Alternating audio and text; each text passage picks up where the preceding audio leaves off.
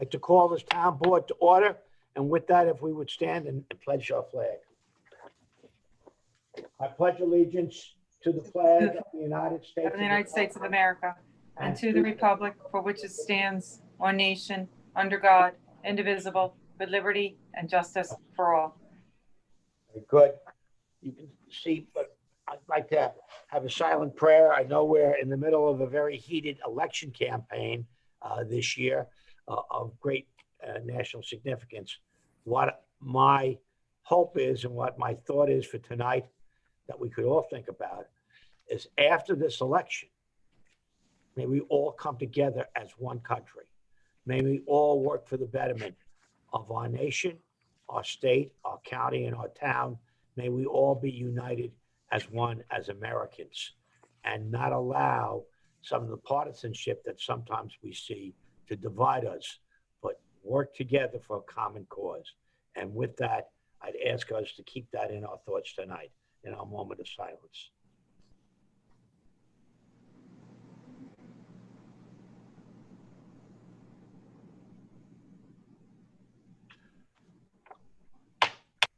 Thank you. And I ask our clerk to call a roll, please. Yes, Councilwoman Cartwright, Present. Councilwoman Bonner, Here. Councilman Laval, Present. Councilman Magurcio, Present. Councilman Foley, Present. Councilman Panico, Here. Supervisor Romaine. Present. You have a quorum, sir. Okay, we have a report to the board from your office, Madam Clerk. Yes. I have a report of revenue for the town clerk's office for the month of September in the amount of $73,794.42. May I have a motion to accept this item? So moved. Second. All those in favor? Aye. Opposed? Motion carries. Okay, we're on to the communications consent agenda. One item, approving the minutes of the meeting of October 1st. Yes, may I have a motion to accept the communication consensus agenda item? So moved. Second. All those in favor? Aye. Opposed? Motion We're on carries. to the highway consensus agenda with three items. Yes, may I have a motion to accept the highway consensus agenda items? So moved. Second. All those in favor? Aye. Aye. Opposed? Motion carries. Now we're on to the consensus resolution agenda. Supervisor, I have the consensus resolution from C0347 through C0383. So moved. Second. All those in favor? Aye. Aye. Opposed? Motion carries. Okay, and now we move on to the resolution agenda, and we start with Councilman Foley. Supervisor, Resolution 0347 2020 authorizing an encroachment agreement between the town of Brookhaven and Frank F. Lopez Jr. and Carol A. Lopez to allow. I'm sorry. I'm so No, sorry, no, but we're on a resolution of 552. 552. Neil, you want me to take it for you? Neil, you were reading the consensus agenda. I'm sorry, give me 1 second, my fault. Okay. No worries. Resolution 0552 of 2020, award of bid number 20049 entitled Collectional Disposable Refuse and Recyclables, Davis Park Refuse and Garbage District to the lowest responsible bidder, Brownie Companies of Long Island LLC. So moved. Second. All those in favor? Aye. Aye. Opposed? Motion carries. Resolution 553, authorization to accept town-maintained roads not previously added into the town's maintenance program. So moved. Second. All those in favor? Aye. Aye. Opposed? Motion carries.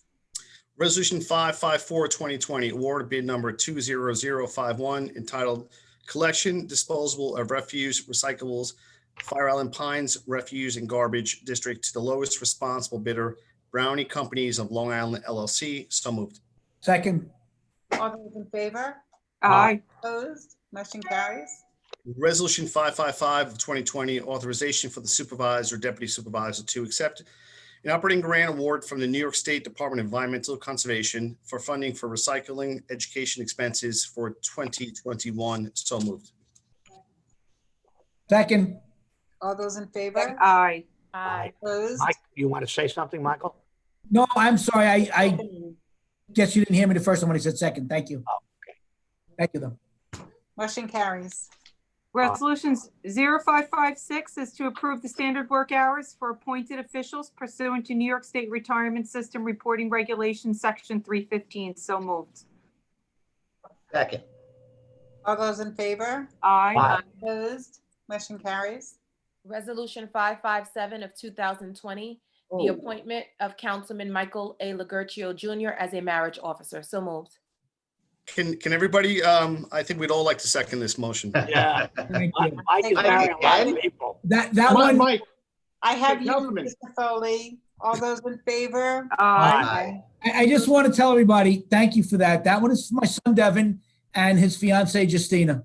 Oh, all right. Oh, Oh, All right. congratulations. Mike, you were getting known as the love doctor. How many weddings does this make for you, Mike? Probably about 10. But this one, Wow. Double digits. they're all special, but this I one don't is. think so. It wasn't 10, but Yeah. we're getting there. Okay. All right, resolution 558, authorizing the supervisor, deputy supervisor to execute or extend agreements with school districts, library districts, fire districts, special improvement districts, and/or incorporated village within the town for the performance of general repairs and other maintenance activities, to permit the use of town highway machinery, and to provide sand, salt, and other abrasives or chemicals. So moved. I'll second that. All those in favor? Aye. Aye. Opposed? Motion carries. 559 of 20 is granting permission to the Eastport Green Project to hang approximately 18 bows, wreaths, and lights on street lamp posts along Main Street in Eastport, New York. So moved. Second. All those in favor? Aye. Aye. Opposed? Aye. Motion carries. Just give me 1 second, please. Okay. Donna has the hand Move up. forward. Go ahead. Okay. Michael? Set? Well, I lost you. That one. Yes. Yes, go ahead. Mike, you're 560. 560. 560, Mike. I'm out of order. I must be out of order. Hold on a second. You want me to take it? I don't have 560. Okay. 560, Sorry. setting a public hearing on the application of DLC Properties LLC Motor Vehicle Dealership for a change of zone from J Business 2 to A Residence 1 to J Business 5, and a town board special permit to operate a motor vehicle dealership on property located on New York State Route 112 in Medford, New York. Second. All those in favor? Aye. Opposed? Motion carries. Resolution 0561 of 2020, approval of capital supplemental professional service requisition in excess of $25,000 for payment of services to be performed by. I'm so sorry. Hold on a second. Okay. 560, we were setting a public hearing. Okay, and that public hearing date will be December 3rd of 2020, 5:30 p.m. Okay. Now you can go ahead. I'm sorry. Okay, no problem. Resolution 0561 of 2020, approval of capital supplemental professional service requisition in excess of $25,000 for payment of services to be performed by LK McLean Associates PC in connection with the continuation of cell 6, phase 11, 12, and 13 cell construction certification services. So moved. Second. All those in favor? Aye. Opposed? Motion carries. 562 of 20 is setting a public hearing to amend Chapter 85 entitled Zoning, Article 34, entitled Land Development Standards, Section 85-871, entitled Illegal Exterior Lighting of the Code of the Town of Brookhaven. So moved. Second. That public hearing will be held December 17th, 2020 at 2:30 PM. All those in favor? Aye. Opposed? Motion carries. Resolution 563 of 2020 is authorizing the supervisor, and deputy supervisor to execute an access easement agreement with Mooney Pond Area Utilities, Inc. in connection with the map of Cortland Estates at Selden. So moved. Second. All those in favor? Aye. Opposed? Motion carries. 564 is setting a public hearing to consider enacting an introductory local law amending Chapter 20 of the Code of the Town of Brookhaven entitled Departments and Bureaus. Second. That public hearing will be held November 19th, 2020 at 2:30 PM. All those in favor? Aye. Opposed? Motion carries. 565 of 20 is authorizing an exemption from Clause 1 of the Town of Brookhaven Drive-In Movie Theater Executive Order dated June 11, 2020 to cinematic entertainment. So moved. Second. All those in favor? Aye. Opposed? Motion carries. Resolution 0566, 2020, authorizing the change order number 1 to contract number 202-00038 E-1 flare system installation. So moved. Second. All those in favor? Aye. Opposed? Aye. Motion carries. Resolution. I'm sorry. Resolution 560. 567 of 2020, authorizing the revision of a resolution of 475 of 2020 entitled Authorize the Assignment of Agilitas Energy LLC Membership Interest to CVI Renewable Holdings LLC. Second. Sorry, the second was you, Mr. Foley? It was me. Mr. Panico. All those in favor? Aye. Opposed? Motion carries. 568 of 20 is authorizing an award of contract to Talon Incorporated for RFP number 20-03 Cloud Migration Planning and Implementation Services. So moved. Second. On the motion, just quickly on this, this is, I was looking over, I met with Scott Bradley today, our head of IT, and, this board has really made a big dedication in trying to improve our technology, not only for our employees, but for the residents, even through COVID, throwing more applications online, making it easier for the public to access our building. This resolution is something that the town has been working on, is now moving our storage facilities. We store everything in-house right now, moving it to the cloud. And this is a huge advancement, a huge step for us because this storage and everything, this is going to give us increased cybersecurity. Certainly our disaster recovery protocols make it a lot easier. And at the end of the day, this will save us money on energy that we're using right now to keep our servers cool and everything that we're doing right now. And I know the clerk will probably appreciate this because it's going to make sure all our town records are a lot safer in the long run. So this is a big step, a big move for us technologically here in the town. So I just want to throw that in there. I think this is a good move for us right now.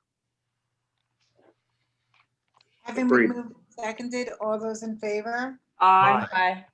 Opposed? Motion carries. 569 of 20 is authorization for appropriation of funds from the Joseph Macchia Environmental Preservation Capital Reserve Fund for acquisition of property on North Street in Manorville. So moved. Second. All those in favor? Aye. Opposed? Motion carries. Resolution 570 of 2020, which is noted twice here. I have it as a duplicate on my list. Acceptance of a donation from LKG Port Jefferson LLC and authorizing an agreement with Cameron Engineering and Associates LLP to update the Port Jefferson Terryville Commons Master Plan. So moved. Second. All those in favor? Aye. Opposed? Motion carries. Resolution 571 is a secret negative declaration authorization for settlement of acquisition of property located on Iroquois Trail Ridge for drainage purposes. Owner, estate of Joan Hughes. So moved. Second. All those in favor? Aye. Opposed? Motion carries. And Resolution 572 is authorization for settlement of acquisition of property located on Iroquois Trail Ridge for drainage purposes. Owner, estate of Joan Hughes. So moved. Second. All those in favor? Aye. Opposed? Motion carries. Resolution 573 of 2020 is a home rule message of support to the New York State Legislature on behalf of Senate Bill 06868 and Assembly Bill 08936 as it relates to the Public Service Commission's authority to implement and enforce audit recommendations. And I so move. Second. Second. All those in favor? Aye. Aye. Opposed?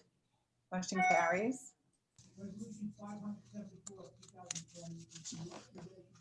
Okay, Michael? Mike, you're on mute. Yeah, no, I'm sorry. Thank you. Resolution 574 of 2020 is the authorization for the supervisor, deputy supervisor to amend the agreement with American Organic Energy LLC for the assignment of the town's interconnection agreement with Long Island Lighting Company, DBA LIPA. So moved. Second. All those in favor? Aye. Aye. Opposed? Motion carries. Resolution 575 of 2020 is adopting the town board meeting dates for 2021. And I know you all got the schedule and we cleared out any conflicts. So I'm proposing that tonight. I'll second. All those in favor? Aye. Aye. Opposed? Motion carries. Resolution 576 of 2020, setting a public hearing pursuant to 24 CFR 91.105 for a second substantial amendment to the adopted 2018-2022 five-year consolidated plan, 2019 annual action plan, and a citizen participation plan for community development block grant programs and emergency solutions grant programs due to the additional grant allocations for EFG-CV2 and for the CDBG CV3 received from the U.S. Department of Housing and Urban Development under the CARES Act, Public Law Number 116-136. So moved. And I need a stress test after that one. Yeah, Second. exactly. And that public hearing will be held on November 9th, 2020 at 2 p.m. All those in favor? Aye. Opposed? Motion carries. Resolution 0577, 2020, determination of the premises at 195 Union Avenue in East Patchogue, New York, to be unsafe as defined by Chapter 73, pursuant to the engineer report of Cash and Spinelli and Ferretti LLC, and setting a public hearing by which the owner or other persons having an interest in the premise may be heard with respect to the conditions of the premise and the actions necessary to secure or remove same. So moved. Second. That public hearing will be held December 17th, 2020 at 2:30 p.m. All those in favor? Aye. Aye. Opposed? Motion carries. Resolution 0578, 2020, setting a public hearing on the application of 711 974 Portion Road, Ronkonkoma, for a change of zone from commercial recreation to J Business 5, special permit for motor vehicle fueling station, special permit for convenience store, accessory to motor vehicle fueling station, and waivers of special permit criteria on property located on Portion Road, County Road 16 in Ronkonkoma, New York. So moved. Second. That public hearing will be held December 3rd, 2020 at 5:30 p.m. All those in favor? Aye. Aye. Opposed? Motion carries. Resolution 0579 of 2020, acceptance of the draft supplemental environmental impact statement. The commencement of a minimum of a 30-day comment period thereon and setting a public hearing on the same for an application known as 711 974 Portion Road, Ronkonkoma, for a change of zone from commercial residential to J Business 5, special use permit for the development of motor vehicle fueling station, convenience store accessory motor vehicle fueling station, and waivers of a special permit criteria on property located on Portion Road, County Road 16 in Ronkonkoma, New York. So moved. Second. All those in favor? Aye. Aye. Opposed? And motion carries. And the public hearing on that will be December 3rd at, hold on here. I'm sorry. Yes, it'll be December 3rd, 2020 at 5:30 p.m. All those in favor? Aye. Opposed? Motion carries. Resolution 0580 is 2020 various operating budget transfers. So moved. Second. All those in favor? Aye. Aye. Opposed? Aye. Carries. Resolution 0581 is declaring the month of October 2020 Pregnancy and Infant Loss Awareness Month. So moved. Second. Can I be a co-sponsor on that? Actually, can everyone be a co-sponsor on that? Yes. Absolutely. Sure. Absolutely. All those in favor? Aye. Opposed? Motion carries. And Resolution 0582 is an amendment to various bond resolutions for completed capital or grant projects. So moved. Second. All those in favor? Aye. Aye. Opposed? Motion carries. 583 of 20 is amending resolution number 2019-0357, adopted on the April 11, 2019 town board meeting, entitled authorizing the town of Brookhaven Farmers Market to be classified as a program for public good, thereby qualifying it for coverage under the town of Brookhaven's programs for public good insurance, to add additional dates. So moved. Second. All those in favor? Aye. Opposed? Motion carries. 584 of 20 is setting a public hearing to consider enacting an introductory local law amending Chapter 29 entitled Fees, Chapter 85 entitled Zoning, Article 27 Redevelopment of the Code of the Town of Brookhaven. So moved. If Second. you can list me as a co-sponsor on that, I've been working with the planning department on this particular code amendment. All those in favor? Aye. Opposed? That motion, I'm sorry, that public hearing will be held December 3rd, 2020 at 5:30 PM. Resolution 0585 of 2020, amending the resolution 0468 of 2020, establishing the town of Brookhaven's ad hoc committee for solid waste disposal. So moved. Second. On that motion, I have a question. I see who's being added or proposed to be added to this committee. The NAACP had put out a request for the inclusion of additional members on this committee. And more specifically, I'm going to read exactly what came to me and then just ask if this is responsive to that request. The NAACP asked that people be included that directly live in the catchment community between Sunrise Highway and Montauk Highway in North Bellport, and also the inclusion of the NAACP Brookhaven Environmental Chair. And it more specifically states, as it stands, not one of the persons on the committee live directly within 1.3 miles of the landfill or are affected by the environmental injustice. Well, I'm happy to correct you on that. Jim Vaz, who is a person of color, lives on Horizon Village, immediately adjacent to the landfill, immediately adjacent to the landfill. And I do believe Michael Legorcio is making this appointment. And I do believe Miss Gillette is of Hispanic origin and lives between Sunrise Highway and Montauk Highway. And that is correct, Supervisor. What happened was Martha's name was inadvertently omitted from the original list. We realized it. We realized that it was an error on our part, so we're just doing an amendment to add her back on because she was on the original list. So yes, Supervisor, you're correct. So it's your position, and as well as Councilman Legorcio's, that the request made by NAACP is basically moot because there's someone on the committee that's responsive to that request? That isn't the case at all. Okay. As we listen to everyone, they erroneously, and I want to say that erroneously, and we did not want to embarrass anyone, indicated that no one from North Bellport who lived near the landfill was included in that committee.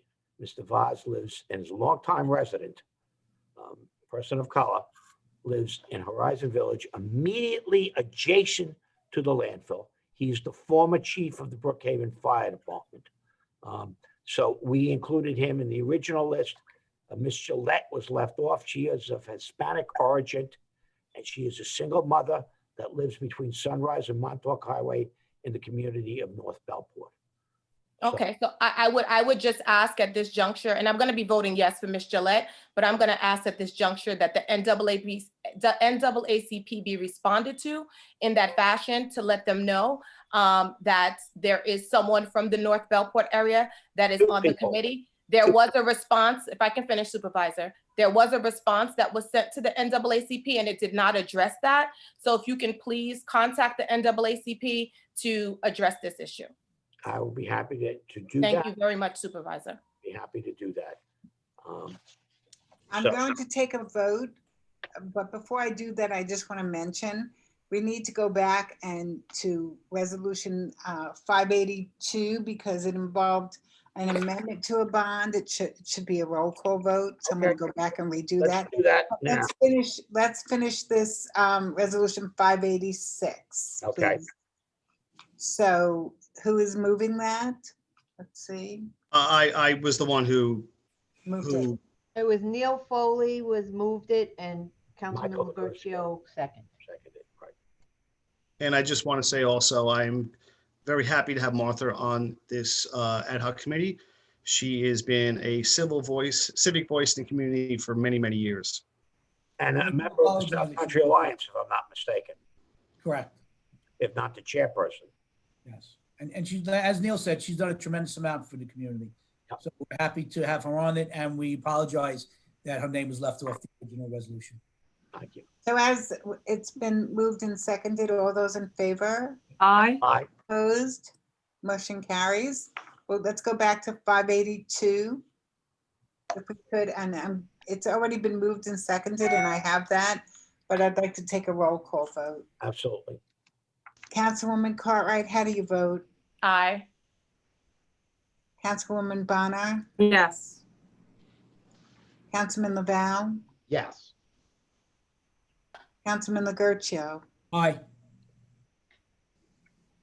Councilman Foley? Yes. Councilman Panico? Yes. Supervisor Romaine? Yes. Motion carries. Thank you. And that is it for resolutions, I understand? Yeah, one We more. have Councilman Lugercio to do the last resolution. thank you, Supervisor. Resolution 586 out of 2020, and that is appointments to the Anti-Bias Task Force. So moved. I second that. All those in favor? Aye. Opposed? Motion carries. Thank you for the resolution, Councilman. This anti-bias task force will have 15 members on it. It's a wide variety of individuals who are well-respected throughout the town. And I just want to say I appreciate their service. This is an important issue. It should be taken seriously. And I think these people will do that job. Let's while we have some time, I'd like to make a motion to set the date for public hearing to amend the Uniform Traffic Code to be heard on November 19th, 2020, and I so move. Second. All those in favor? Aye. Opposed? Motion carries. Okay, with that, it is 5:29. We have to wait 1 minute, and then we can start public hearings, which are scheduled for 5:30, and we have to stick to the time schedule because they were published at 5:30. So we'll wait for the clock to tick down.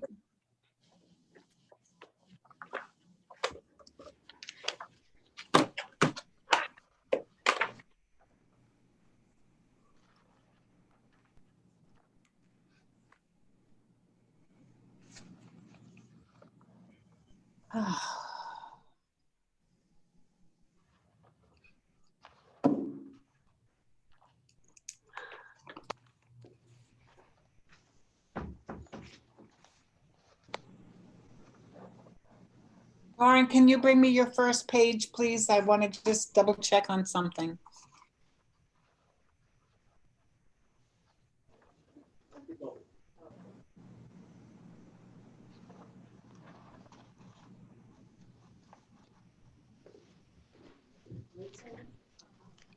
It's in my bag. It's either back seat, I think, or the front. Yeah.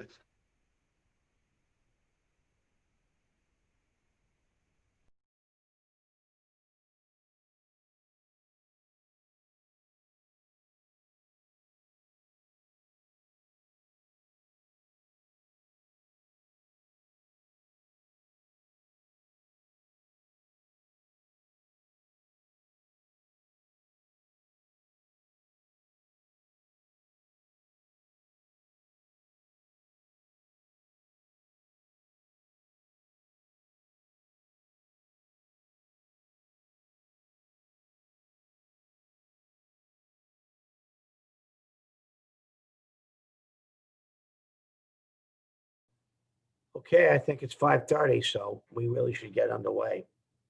Thank you. Okay, we're back with you again. It's 5:30. We're going to start the public hearings. I'll allow the clerk to please, if she would, open public hearing number 1. You muted, Donna. Yeah. Okay. Public hearing number 1, introductory local law number 12 of 2020 to consider enacting an introductory local law amending Chapter 5 entitled Appearance Tickets, Chapter 7 entitled Bidding Preferences, Chapter 8 entitled Bay and Harbor Bottoms, and Chapter 9 entitled Beaches of the Code of the Town of Brookhaven. Legal notices for public hearings are published no less than 10 days, no more than 20 days prior to a public hearing on one of the legal town newspapers.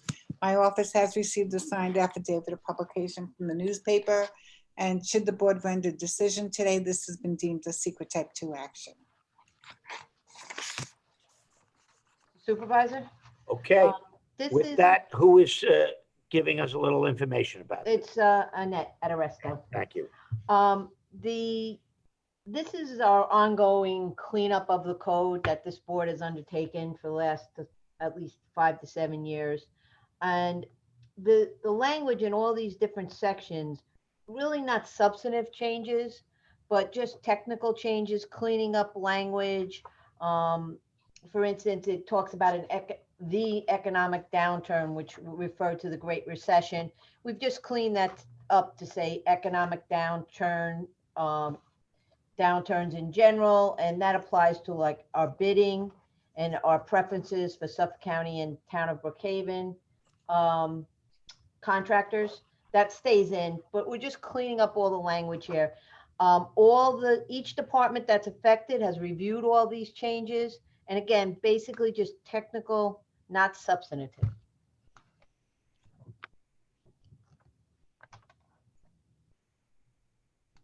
And that's all I have on this, unless you have any, the board has any questions. Questions for the board? No questions from the board. Is there anyone that has come in that would like to speak on this? No speakers. No speakers. Make a motion to close this public hearing. Can I have a second? Jane, you're muted. I see you. Now. Second. I've got Jane. That's okay. All those in Thank you. favor? Sorry, Donna. Aye. Opposed? Motion carries. Okay. And I have a resolution of adoption of local law number 12, amending Chapter 5 entitled Appearance Tickets, Chapter 7 entitled Bidding Preferences, Chapter 8 entitled Bay and Harbor Bottoms, and Chapter 9 entitled Beaches of the Code of the Town of Brookhaven. So moved. Second. All those in favor? Aye. Aye. Opposed? Motion carries. Okay. We're on to public hearing number 2. Donna? Public hearing number 2, introductory local law number 13 of 2020 to consider enacting an introductory local law amending Chapter 85 entitled Zoning, Article 1 entitled General Provisions, Article 15 entitled Multifamily Residence Districts, and Article 26 entitled Planned Development District of the Code of the Town of Brookhaven. Legal notices are published no less than 10 days, no more than 20 days prior to a public hearing in one of the legal town newspapers. My office has received a signed affidavit of publication from the newspaper, and we are in receipt of a letter from Suffolk County Planning advising that this is a matter for local determination. And that letter is dated September 18th, 2020.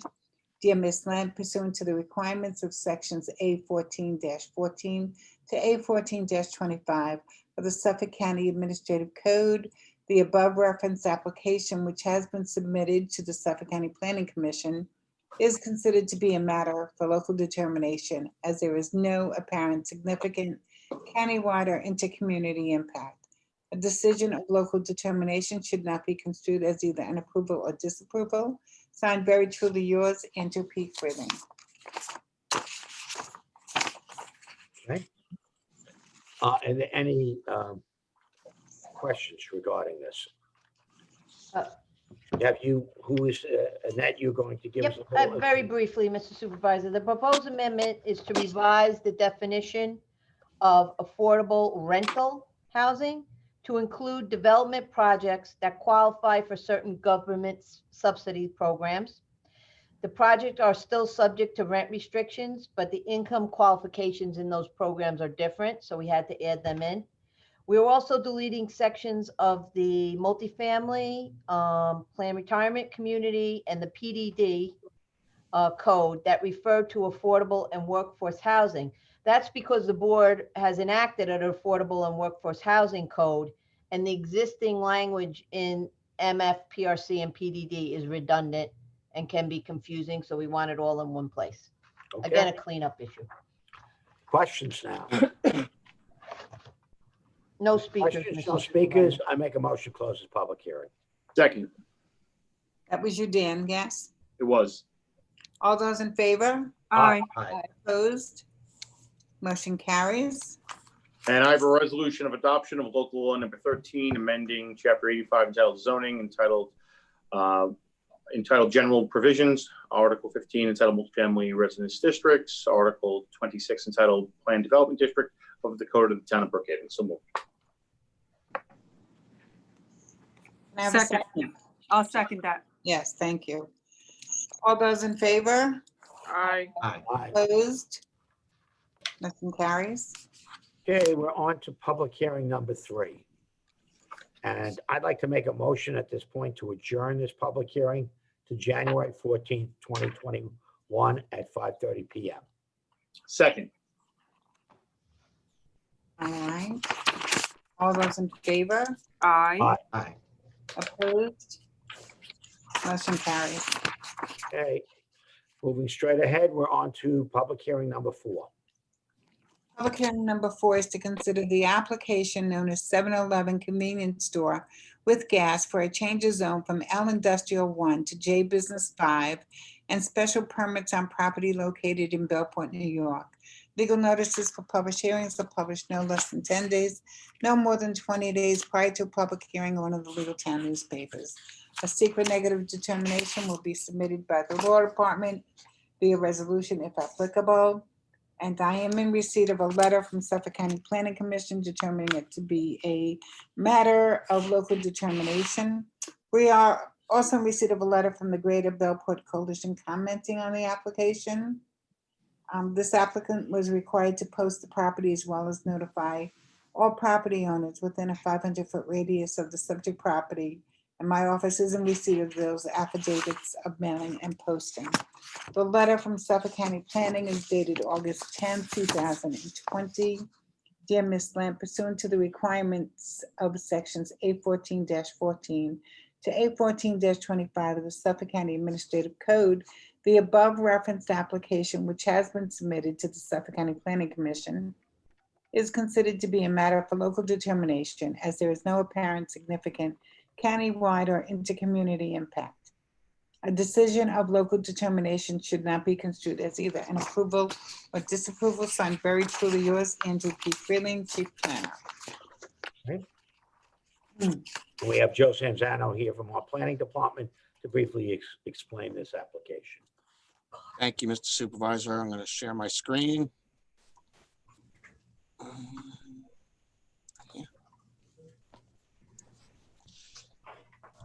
This site is located at the northwest corner of Station Road and Fall Harbor Drive in Bellport. The site is 2.25 acres and is currently vacant and wooded. The site is currently zoned L1 Industrial since 1981. The applicant seeks a change of zone to J5 Business along with special use permits for a motor vehicle fueling station and accessory convenience store. Proposed concept plan shows a new motor vehicle fueling station with pump islands, canopy, along with a 2,995 square foot convenience store building with a 1,850 square foot retail use along with other associated site improvements. Access to the site is via an access drive to Bellport Road, Station Road, and another access point to Faber Drive, which is a signalized intersection. Waivers from the special permit criteria are required. Variances may also be required at the time of site plan review. The 2014 Greater Bellport Land Use Plan and the 1996 comprehensive Town of Brookhaven land use plan designates this site for industrial land use. With that, I will turn it over to the applicant for their comments. Good evening, Mr. Supervisor, members of the board, J. Timothy Shea Jr., Sir Tillman Ballin, 100 Motor Parkway, Hauppauge, New York, for the applicant. Mr. Sanzano did a very good job at describing the property itself. As you can see from the aerial photo, you have a large industrial building immediately north of the property, which pretty much covers the entire northern border of the subject parcel. And if you look to the west, you'll see another large industrial building that pretty much covers the entire frontage on the west side of the building. Those two parcels are industrially zoned. And that is the start of Farber Drive, which is on the north side industrial zone property. On the south side are the Bellport outlets, which are zone J2. By and large, the outlets have not been doing very well, as the board may know. Retail is a stressed industry at this point, brick and mortar retail, that is. And we think that this development is an opportunity to restart development in the area and provide a nice convenience store with gas station, with 20 feet of landscaping up front, with good landscaping treatments, a modern building, and employment that is much needed in the Bellport area and throughout the town itself. The project will produce numerous construction jobs, 10 to 15 permanent jobs on site, provide real estate and sales tax revenue in excess of $100,000 a year. We met with the civic group that was very receptive of the application. And in fact, they did comment on the fact that they did not see a need to preserve part of the parcel as open space, which we have marked on our concept plan as area to remain natural. As it should.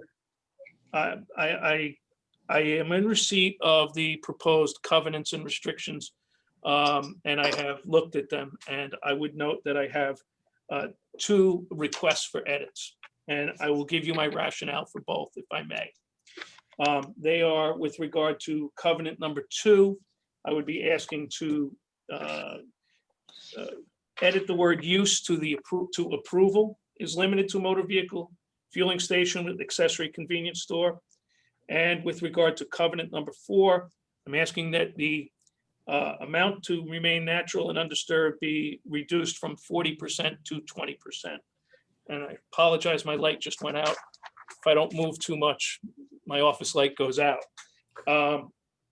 So the reason for the objection to the 2 covenants is, one, we did not anticipate the covenant with regard to the back space, the 40%, although it is marked on the plan and there is no immediate plan to develop that area. Well, you'd have to come back to the board anyway. Well, if I may. Tonight, we're having a public hearing, and it's certainly your right to speak to these issues, but I'm going to say up front, the issue that we're dealing with tonight is approval for this plan. If you disagree with the plan, and you can always come back and to the board about lifting that covenant that you disagree with, which would have to do anyway. That's not going to happen tonight. Well, I understand that under many applications that would go under a J5, that we would have to come back to this board. If we wanted to come in, for instance, with a car wash, we would have to come back to the board for relief for a special permit. However, and I would say this, is that there is the, under the existing zoning, if you look at the permitted uses, they largely mirror and in fact are broader than the permitted uses under the J5 code. These include, and where the mirroring is, mini storage. These are the, as of right, not having to come back to the town board. Mini storage, motor vehicle rental, motor vehicle repair, off-track bedding, outside display, retail sales, stone and masonry. Each one of those is a permitted use in the J5 and is also a permitted use in the L1. And my thing is here is that if we were to come back for one of those uses, we couldn't do so without coming back to this board for relief from covenants unless the edits are made. The rationale being this is that it just adds a layer of approval, which slows down the process, which sometimes these covenants are over-inclusive or overly restrictive. And I'll give you a perfect example. We had M&R Stony Brook, which was heard in August by this board. There were 17 covenants on that property. And they came down to limiting the square footage of the property, of the build out, which required us to come in front of the board for application. There was nothing substantially changing other than the square footage. The landscaping was mainly the same. The footprints were pretty much the same as of one building. But for the extensive covenants on that, we could have gone into the planning board, gone for a site plan. The town board would not have had to hear this. It would have been approved. We most probably would have had a building permit by now. And we would most probably have would ended up with COs a calendar year earlier than otherwise. So therefore, the town would have reaped the benefit of having the real estate taxes paid a year earlier than they would be otherwise. And likewise with these two covenants, which would limit the ability of the property owner to develop the property as of right through the planning board, would add another year, even if it was a project that the town was very much in favor of and wanted to see done. And therefore, you're adding a layer of bureaucracy. You're adding an extra year onto the approval process. And again, these are things that would be otherwise approvable under the underlying zoning, like car repair. And most of the other ones, as far as the ones that would require town board special permits, are not applicable here. We couldn't put on a major restaurant. There's not enough land mass. We wouldn't be able to put on a motor vehicle dealership. It requires 5 acres. We're going to be left with about 32,000 square feet of land mass. So, I think there's an illusion of losing control, but you're really not. You still have the control under the town code that you would have otherwise under the L1 zoning district. And if this was a parcel, and I understand about preserving natural space, and I understand about especially buffering residential neighbors. If there was residential neighbors that were abutting this property, I wouldn't be here making this argument. If this was a piece of property that was noted for some sort of environmental concern, I wouldn't be making this argument. If this was abutting an open natural space, Wait, can I I wouldn't just be jump in making- here because Yeah. I don't think this is about preserving land. as Okay. much as This covenant didn't come from land management or preservation. I just want to make that clear to the board. This Okay, covenant came from planning because you have a very intense use on the front. You have a 7-Eleven with gas in an basically industrial area. Okay, so you have a lot of trucks probably come in and out on the other sites. Now you're gonna have gas and 7-Eleven, you're gonna have a lot of traffic. This is not about preserving land Okay. to buffer anybody. It's about planning, and this came out of the planning department. So I just wanted to make that clear to the board. well, I think we have some speakers on this, if I'm not mistaken. So at this point, and the legal counsel seems. I'm to be sorry, speaking. I believe we only have speakers on number 5, not this Okay. one. Great, so then but the council spent all the time on not saying, please approve the zoning. It's like, no, approve the zoning, but let me concentrate on you allowing me to do even more things with the land. I would like to, can I note? I would like to make a notation that any additional uses, there's a section of code in the J5 that says if you add a third use on the J5, it opens you now up to a greater lot area. So you probably couldn't even use a lot of that lot area for those uses that you mentioned without combining all 3 minimum lot areas for each one of those land uses. So you'd probably have to wind up either coming back to this board anyway And that's why we added, plus we're basing it on your own concept plan that you've provided to us. So that's what we're going by. The intent of the concept plan was not to have it be permanent. And as far as that is, we have 97,000 square feet of area. If we were to take the 65,000 and dedicate it solely to the convenience store, which is the minimum lot area requirement under the J5, it would leave us with 32,000 feet approximately to develop. And if we decided to develop that area, we would be able to do that through the planning board. And if we had to do a land division as part of that application, we could do so. So there are means in which that we could avoid having to come back to this board for relief from covenant for otherwise as of right uses. Well, Yes, Mr. it That's Shea, what we're trying to get to. Mr. Shea, why don't we leave that up to the board? Informal poll of the board. How many people just wants to deal with this public hearing and not the extraneous matters that Mr. Shea mentioned? Ed, before you do, I just want to say that if, to Mr. Shea, let me switch my screen so I can see you. If you believe that perhaps this application is premature because you really don't know what you want to do with the entirety of the property, for which you would need a change of zone from this town board, if you want us to hold this into abeyance until you perfect your application for a change of zone, I think that's something else we could possibly entertain. But given what Joe Sanzano has stated, in that if you had 3 uses, you don't have an as of right with regard to the J5 zone. I understand you could possibly subdivide, but then again, the town board also could recommend pushing back the building, having larger landscape buffers around the property that you see elsewhere on this island and elsewhere as you travel other places. As the supervisor said, this is the application we have before us. We cannot deal with the hypothetical. We try to do what is right, not only by the development community, but also by the communities in which we represent and the environment. I agree with our town attorney. This isn't a land preservation move. This is the application we've been presented. And I will again pitch to you, if you want us to hold off on this change of zone for you and your client to look at what else you may want to contemplate and do with this property, that's something else we could think about.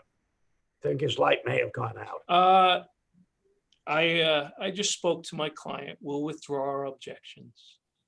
Okay. All right, so then let's, is there any other questions from board members on this application? If not, I make a motion to close this public hearing. I'll second. All those in favor? Aye. Aye.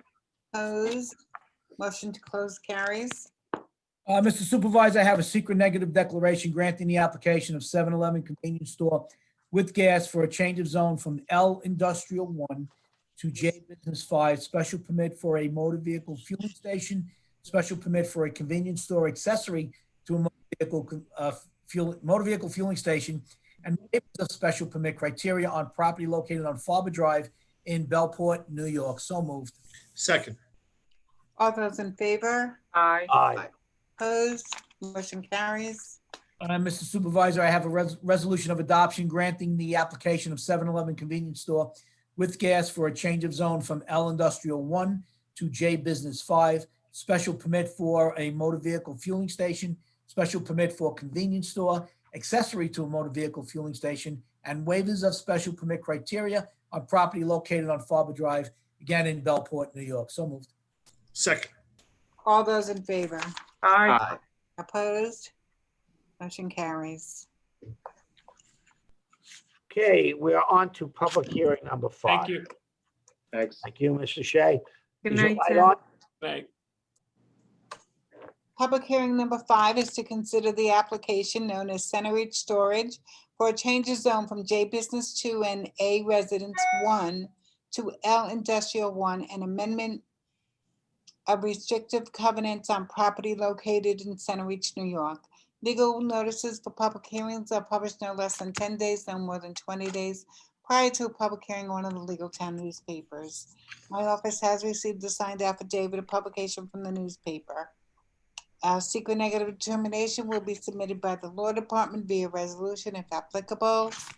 And I am also in receipt of a letter from Suffolk County Planning Commission determining it to be a matter of local determination. We are also in receipt of a letter from Center Reach Civic Association in support of the application. And the applicant was required to post the property as well as notify all property owners within a 500-foot radius of the subject property. My office is in receipt of the affidavits of mailing and posting. The letter from Suffolk County Planning is dated September 17, 2020. Dear Ms. Lamb, pursuant to the requirements of sections A 14-14 to A 14-25 of the Suffolk County Administrative Code, the above referenced application, which has been submitted to the Suffolk County Planning Commission, is considered to be a matter for local determination as there is no apparent significant county-wide or intercommunity impact. A decision of local determination should not be construed as either an approval or disapproval. Signed, very truly yours, Andrew P. Freeling, Chief Planner. Okay, and we have Joe Sanzano from Planning to briefly explain what this is about. Thank you, Mr. Supervisor. This site, I will share my screen.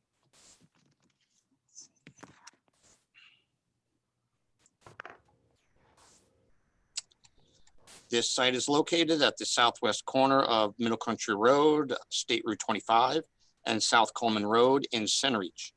The subject property is a total of 9.88 acres and is currently vacant and wooded.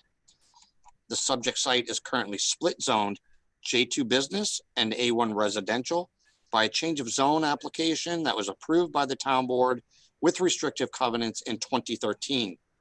The existing 2013 CNRs, specifically covenant number 2, requires that the planning board consider a land division application separating the J2 business parcel from the residential parcel. The applicant currently seeks a change of zone application to L1 industrial in order to, an amendment to the 2013 restrictive covenants that were adopted by the town board. The proposed concept plan shows a new 214,000 square foot, 2.5-story mini storage warehouse with associated site improvements. The site, it should be noted that the current proposal also includes the preservation of 6.3 acres of the site that was originally envisioned in the 2013 restrictive covenants. And here's what the site would look like if it was developed with the preservation of the 6 acres in the rear. And here's the elevations that the applicant has submitted, along with a rendering of the proposal. Variances may be required at the time of site plan review. The 1996 comprehensive plan designates this site for commercial use. And for the record, we have identified an error in our conditions. The land use intensification mitigation fee, we will be recalculating that fee and adjusting the condition accordingly. With that, I will turn it over to the applicant for their comments. Thank you. Appearance, Bram Weber, Weber Law Group, 290 Broad Hollow Road, Suite 200 E, Melville, for the applicant. Thank you very much, Ms. Supervisor, members of the board, Planning Department and Law Department. As Mr. Sanzano said, this is a change of zone application for what is currently a split zone property from J2 and residential 1 to industrial 1 to permit a mini storage warehouse with 6.34 acres to be preserved. It's consistent with the existing covenants on the property, as Mr. Sanzano said, the only amendment being to not have to file a land division application between the residential zone, which would no longer exist. But most importantly, I think for this board, the covenants that were placed on this property previously pursuant to the previous J2 approval will remain in full, including that conservation easement. As the town clerk said, we've worked with the Center Reach Civic Association. Center Reach Civic Association has submitted a letter of support dated October 20th, 2020. And this application has been before this town for a couple of years now. Through that time, we've worked with the planning department and the Civic Association and Councilman Laval's office to lower the height of the building from what it was originally proposed, also to make the building smaller. The height of the building is now consistent with the current J2 zoning. L1 zoning. L1 zoning. No, the height would be consistent. Oh, okay, okay, all right, I got it. Yep, yeah. So we're not going for the L1 zoning. We tried, but you were adamant about not letting us do that. Yes. Yeah, so the height is only going to be for the J2 zoning.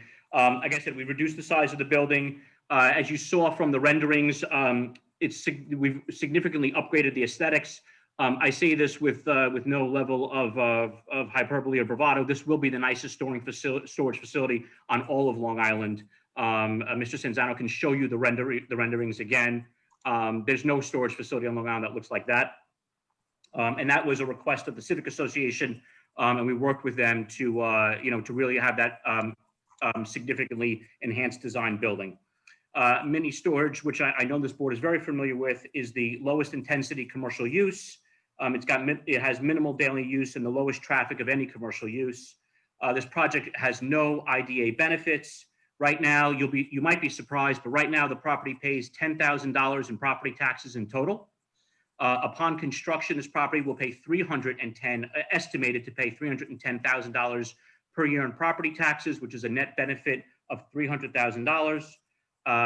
As the plan shows, the vast majority of the existing vegetation will remain. In addition, the site itself will be nicely landscaped and professionally maintained. And as some of you may know, certainly the supervisor knows and the councilman knows, this property has unfortunately been used as a homeless encampment and been used for dumping.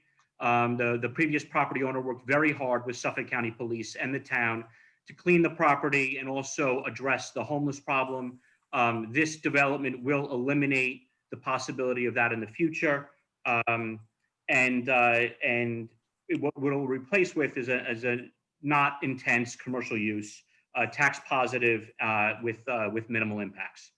I have Jeffrey Martell from Stonefield Engineering, who's a principal and the project engineer, for a presentation if the board would like. Otherwise, we certainly can just be available for questions. Why don't we hear Well, from the that's- public at this point?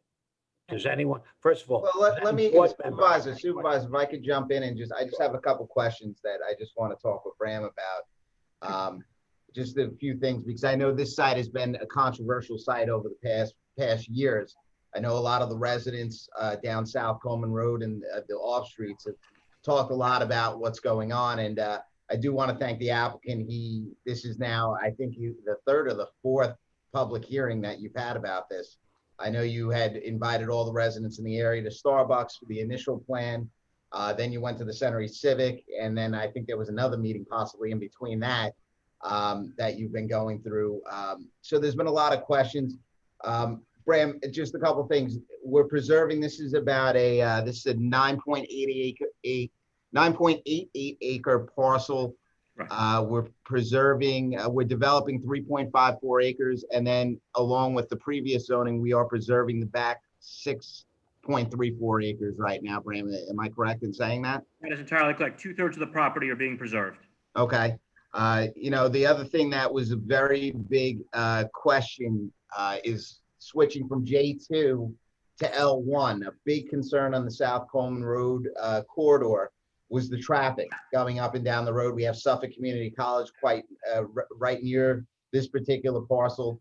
I thought a lot of residents were very upset. J2 zoning is our, as quickly as you can put it, is our kind of strip mall zoning that we have here. With L1, we're restricting all uses under L1 zoning besides storage. That's the only thing you can do. No other industrial uses. Can you just talk a little bit about the traffic counts and the difference between what J2 would be and what L1 is? Sure, I'll let Mr. Martell from Stonefield do that. But before I do, just wanted to enhance that point. Previously approved on this site was both a pharmacy and a bank with drive-through. So those more intensely used uses, those more intense uses are being eliminated by this proposal. For, as I said before, the lowest intense commercial use. And we do have Mr. Martell who can certainly testify to the significant reduction in traffic impacts. Mr. Martell, would you please raise your right hand? Do you swear to tell the truth, the whole truth, and nothing but the truth, so help you God? I do. Thank you. Good evening. Yeah, as stated, it's this is one of, if not the lowest commercial traffic generating uses that really is developed in the current day. So we did look at the proposed self-storage or mini storage warehouse versus the prior approval or a similar type development. And in the day, morning in the peak hour, it would be a reduction of approximately 64 trips, and in the weekday evening peak hour, it would be a reduction in approximately 178 trips. So those are trips going on and off the property. So significant reduction. We looked at it versus the prior approval. It could be other, hypothetical developments, but we thought that was kind of a middle of the road assessment. But no matter what, other type of development it would be looked at, it would certainly be a reduction. It's minimal. It doesn't have heavy peaks. That would keep normal business hours. This facility, you wouldn't be able to get into it after 10 p.m. So it keeps general normal business hours and would certainly be a reduction.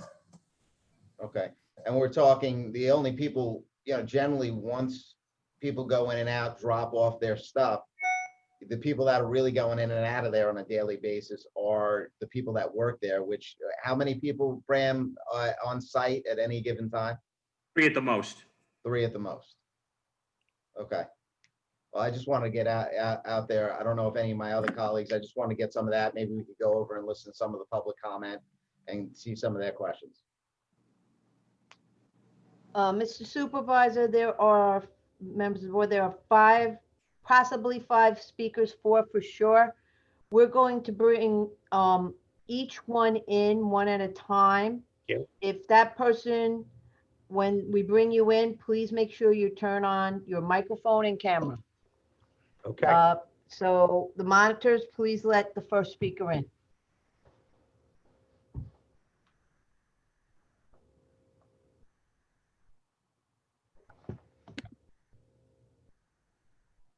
Good evening.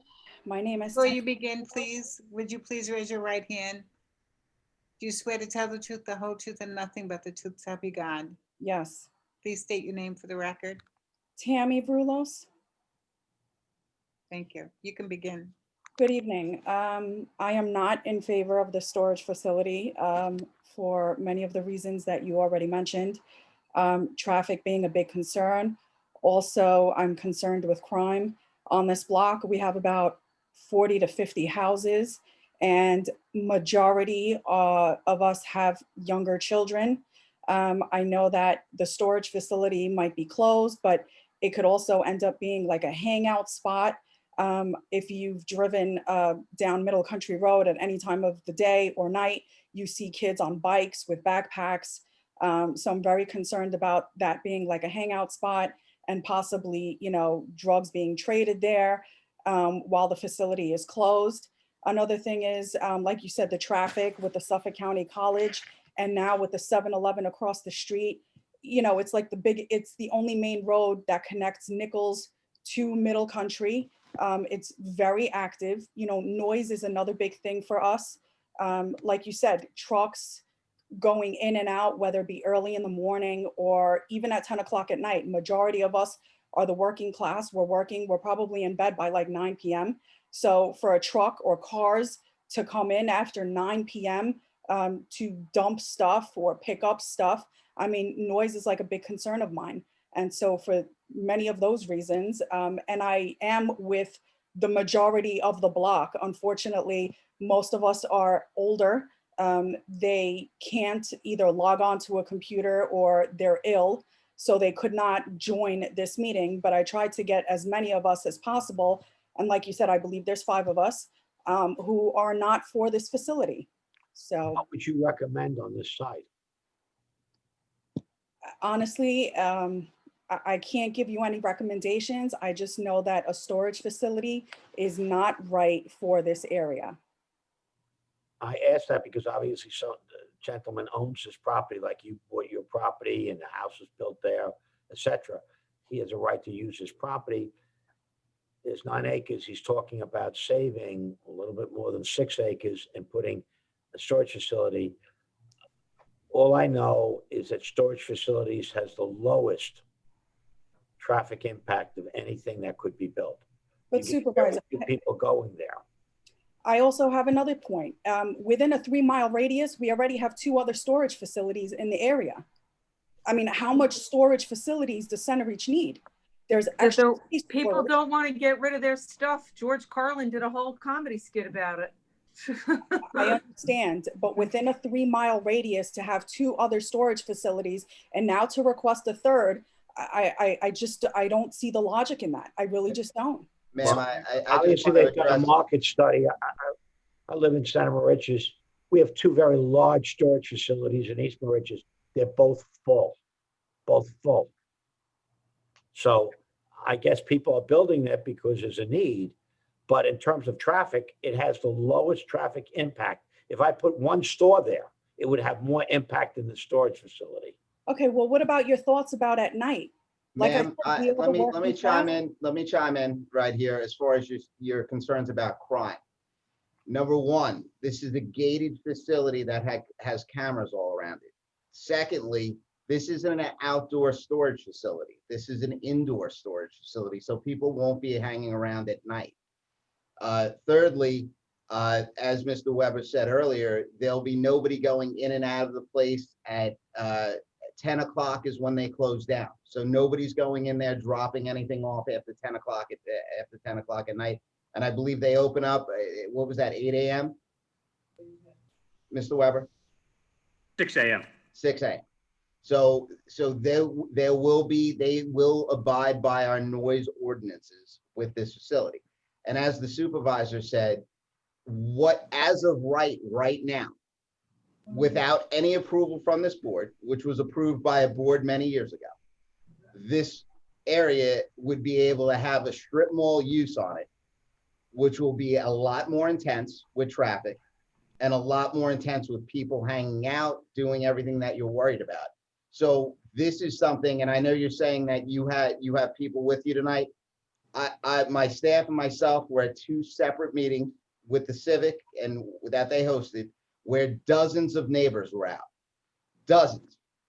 And they all said, if it has to be developed, this is what we're looking to be developed there. Lower traffic, there'll be security there, there'll be people there.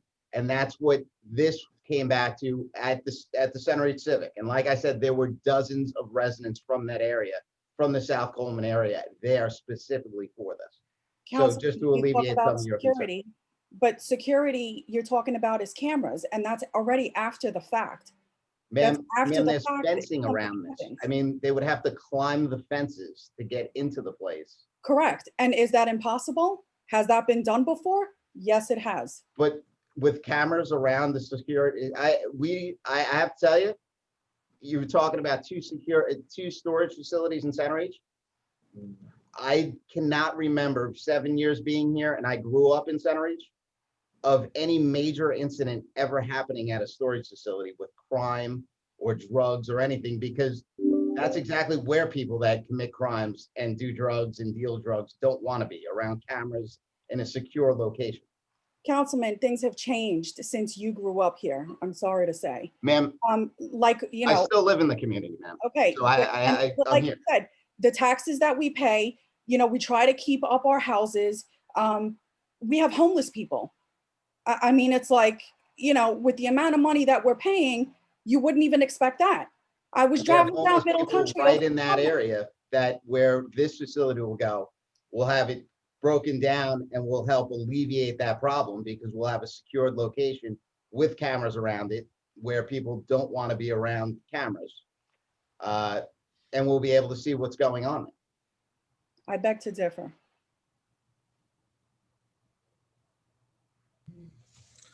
Okay, it's other people who wish to speak. Yes, the monitors, can you bring please the next person in? And also, just so the board knows, there's one person that doesn't have video, so we're gonna let him in just to speak. Yes. I believe it may be this speaker. Let me Okay. just check that out. Gagliano is the last name? Yeah. Yes. So though I can't see you, I will verbally ask you to take an oath. Would you please raise your right hand? It is raised. Do you swear to tell the truth, the whole truth, and nothing but the truth, so help you God? Yes, I do. You will have 5 minutes. You can begin. I do actually vote yes for this facility. It is the least of the traffic issues that we would have.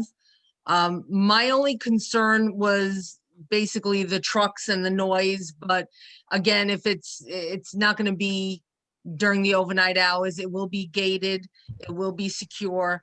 I did want to ask, will there be a person on staff 24/7 at the facility?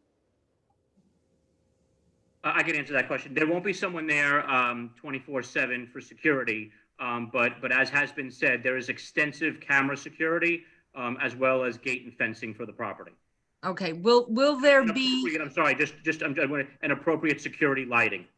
all right, will there be any type of signage put up on South Coleman near the Simon Avenue intersection with regards to trucks? There is a sign that was down by Nichols Road and the college about no trucks over a certain poundage to come down the road. I just wanted to know if there would be a sign like that up near this, between Simon Avenue and Middle Country. Thank you for raising the question about the trucks, and certainly the engineer can support this statement. This is for residential purposes. Generally, these storage facilities are used for by residents. It's not a commercial facility, so there is no need for trucks to access this facility. Excellent, thank you. Excuse me, ma'am. Ms. Gagliano, could you state your full name for the record before you leave the room, please? Lori Gagliano. Thank you. Thank And you. you're from Center Reach, is that right? Correct. Thank you. Okay, why don't we bring the next speaker in? We are, Mr. Supervisor.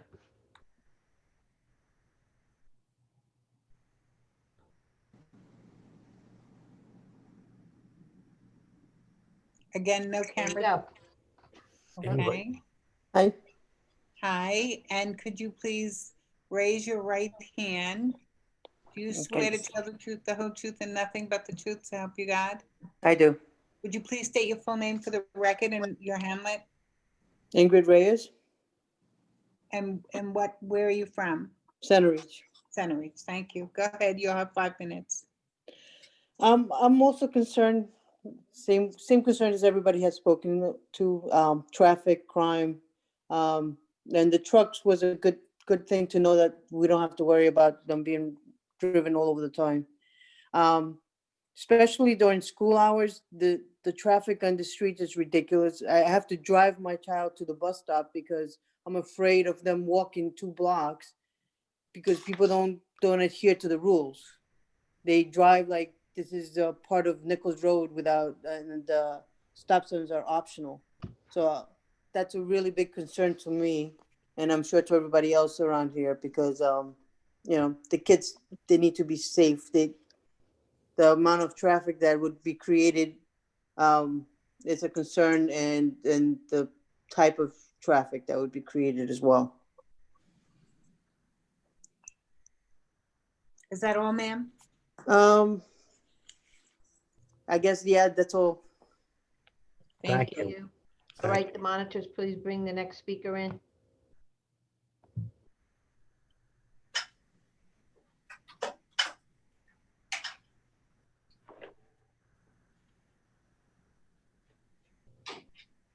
Okay, Who is the next speaker? there you go, right there. Call, Mr. Call. Everybody can hear me? Well, we can hear you, sir, but please raise your right hand. Do you swear to tell the truth, the whole truth, and nothing but the truth, so help you God? Yes. You'll have 5 minutes to speak. Can you please state your name and the Carl hamlet? Freudenberger? I'm sorry, what was From that? South Coleman Road, Center Reach. Repeat the name, please. Carl Friedenberger. Could you spell that last name? Fridenberger. Thank you. You can begin. I am for the planning of this, the storage facility. My main thing was preserving that 6 acres that you guys talked about doing when we did, I think it was over at the coffee shop over there. My other question is, removing the homeless from over by, Middle Country Road there. How are we going to stop them from coming closer to the houses? Because my house borders where you guys are going to start your, leaving it alone.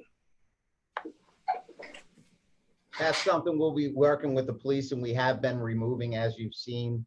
The key with this is the area where they are right now is a split area between the county and the state, where we've had problems up near the front of this property. When they were in the back where the applicant is, we were able to quickly remove them because we work with the applicant, because we have to get a document signed saying they're on our property illegally. When they were in that area, we were able to get them off the property quickly. When it's public property, it's a little bit more difficult to maneuver them out. But when they were in the back area, because the applicant owned the property, he signed the document very quickly. The police went and acted and did what they had to do. So it'd probably be a little bit easier if they come to your house. You could obviously call my office or the next legislator that's in the area's office, or the police, and we'd be more than willing to help you try to take care of that problem. Okay, thank you. No problem. Okay, monitors, can you bring the next speaker in, please?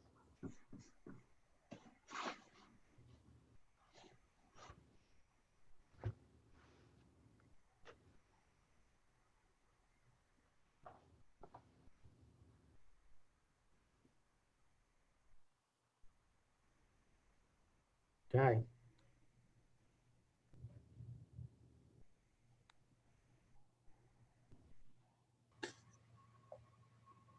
Hi, can you see me? No. Oh, okay. Diane, Almost. we can hear you. Bear with me 1 second. I was not Yes, dear. joining in. Hello, everybody. Would you please Oh, raise Diane. your right hand? Of course. Do you Diane. swear to tell, yes, do you swear to tell the truth, the whole truth, and nothing but the truth, so help you God? So help me God. Thank you. Diane Cadullo, Caudullo. I am in Center Reach. I am also the president of the Center Reach Civic Association. I was the one who authored the letter of support. I just want to add that we've been working on this for about 3 years. We've had, and I certainly mean no disrespect for the people who speak out against it, because I can completely understand when something seems so large and so just so large, and it's literally right down the block from you. I know the thoughts of traffic and, and crime and all those things, it's a scary thought, the unknown.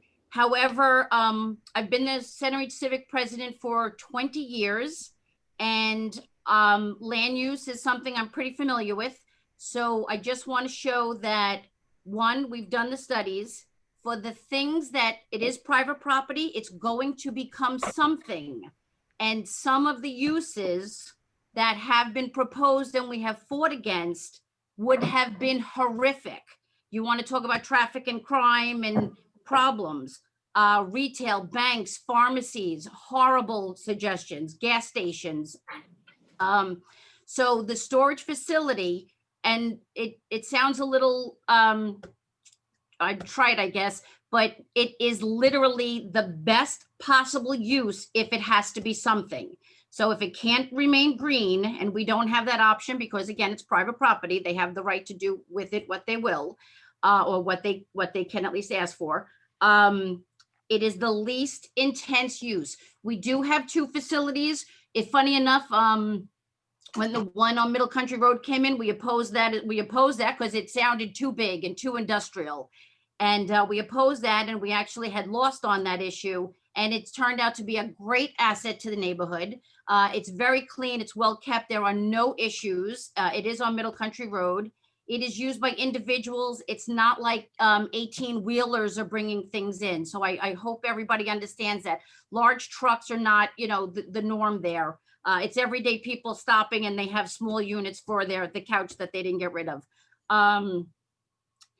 We've had no problems. And we also said the same thing. Why would Center Reach need a third in such a small area? The other two they were 92 or 95 or 96% full. So apparently they are well used. They, for whatever reason, they are a necessity. And again, we deemed it being the best possible use for the least amount of traffic, the least amount of issues, the largest gain to the tax base. I just hope everybody realizes we did do our homework on this. We did not do it flippantly.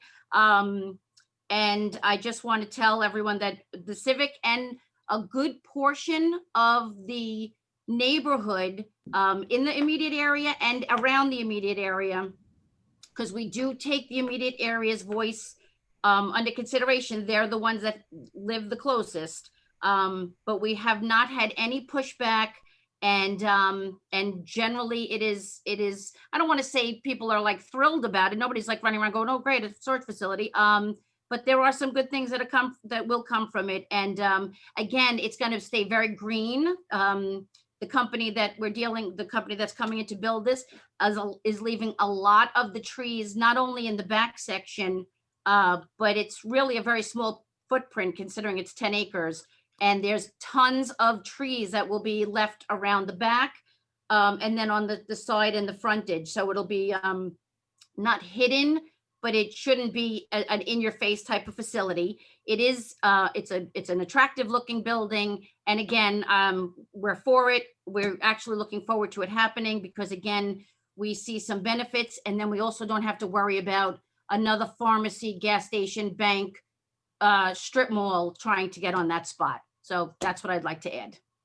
Diane, just secondly, I know you've been dealing with this property for a very, very long time, and it's been very controversial going back and forth. There were attempts to try to purchase the property, which nobody really wanted to do because the value commercially to what a developer can get for the property, selling it for open space was very drastic. As we all know, Middle Country Road properties are very valuable. Right. Let me just, if I may interrupt you, the way you say that sentence so that it's very controversial, all the projects prior to this one were very controversial. Yeah. This project was not controversial at all. Yeah. It was actually, and this is one of the things, once the residents, and I give the applicant credit, once the residents heard what the traffic was going to be like and everything else, I think everybody kind of said, all right, we know it's going to get developed. This is probably what we can do. And I think the woman who had spoke earlier kind of drummed up that sentiment.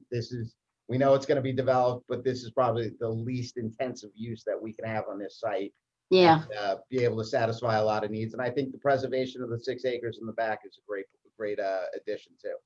Yeah, it makes very good sense. And I totally get it. Listen, every time something comes to the neighborhood, our reaction is always like, oh, no, not that. A storage facility sounds very industrial. And then of course you call it industrial. It's in the name of the zoning. And then it also is 2.5 stories, which sounds enormous. But I think people, once they see it, will realize that it is not as big and scary as it sounded. And I'm sorry that time has expired, Diane. I'm sorry. Absolutely. Thank you. The other speaker does not wish to speak, but some of the people that spoke had a couple of questions, and most of those questions are about curbing and bus stops. So I just wanted to make an announcement that there will be another hearing on this if the board adopts the zoning, and that'll be at the planning board. And that is the board that would get into the actual site planning of curbs, buses, etc. And also, Ms. Gagliano wanted to just say to the board she wanted to come back in, which we can't do, but she just wanted to say thank you to you all for entertaining the residents and setting their minds at ease. Right, and let's make it clear, just to follow up on what Annette says, we're the town board, we're elected. We determine land use, which is called zoning. If this passes, how this looks, how it's going to be laid out, the curbing, the sidewalks, fencing, lighting, all of that, the site plan is determined by the planning board, which is appointed to long terms. The planning board will have another hearing on this.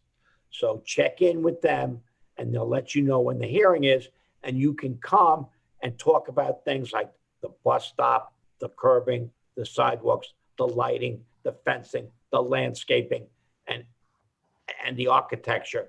And that's the appropriate board to speak in front of. Mhm. We just do land use, but you will have another shot at this. Correct. We have no other speakers, Mr. Supervisor. I move to end this public hearing. Second. Close this public hearing.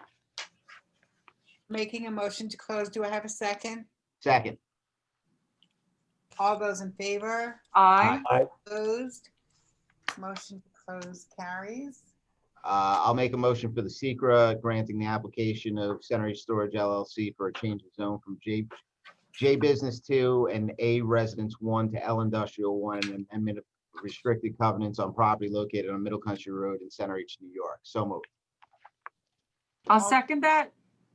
All those in favor? Aye. Aye. Opposed? Motion carries. Then I'll do the motion to adopt, granting the applicant of Center East Storage LLC for a change of zone from J Business 2 and A Residence 1 to L Industrial 1, and amendment of restricted covenants on property located on Middle Country Road in Center H, New York. So moved. Second. All those in favor? Aye. Opposed? Motion carries. Thank you. We're on to public hearing number 6, but before we go, let me address myself to Councilman Cartwright.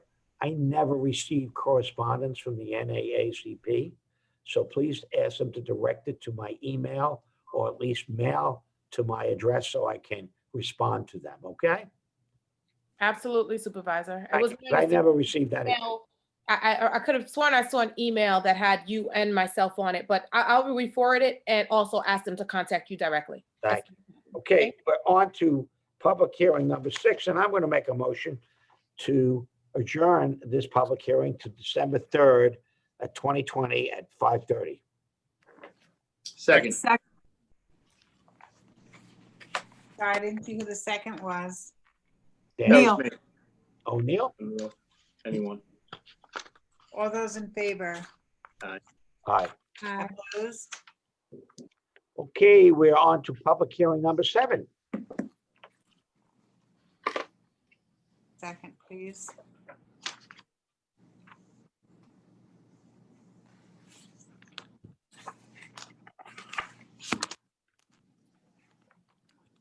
Public hearing number 7, determination of the premises located at 6 Bernie Boulevard, Mastic, New York, to be unsafe as defined by Chapter 73 pursuant to the engineer's report of Cashin, Spinelli, and Ferretti LLC. The owner or other persons having an interest in the premises may be heard with respect to the condition of the premises and the actions necessary to remove same.